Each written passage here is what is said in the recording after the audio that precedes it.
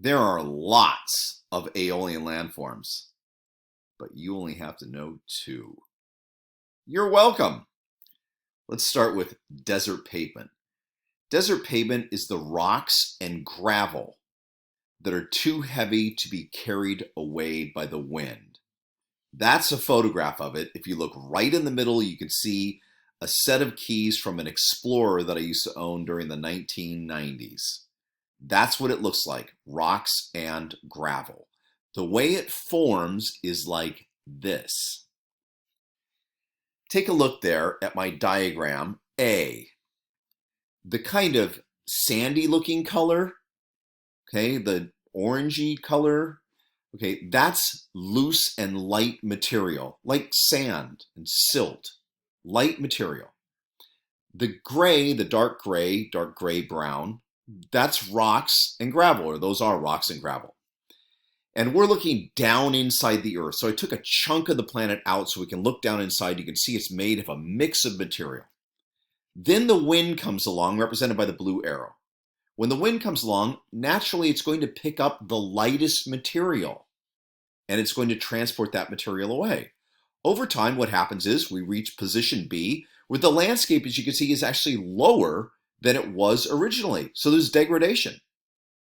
But notice the rocks and gravel. They have become denser on the landscape because the lighter material is being blown away. It's leaving behind the rocks and gravel. Then at position C, the landscape is not only significantly lower than it was at position A, but the rocks and gravel have become very dense on the landscape. That's when you create, or nature creates, desert pavement.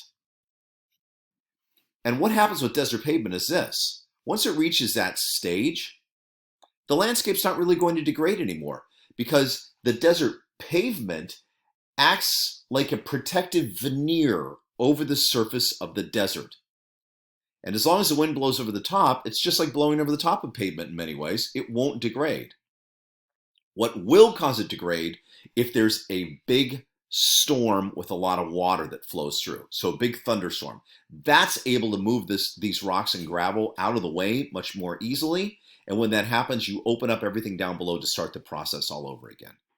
Where does all of that loose material go? Well, it blows off and becomes sand dunes, which are an accumulation of sand and other light and loose material, which you can see off in the distance, what looks like hills. Those are sand dunes, Kelso dunes out in the Mojave Desert.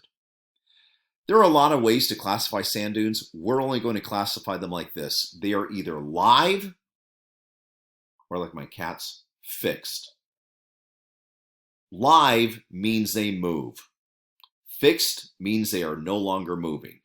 What would cause them to become fixed? Well, they can kind of get blown up against a mountain range or into a corner of some mountains, or vegetation can begin to attach itself and anchor itself and hold the sand dunes in place.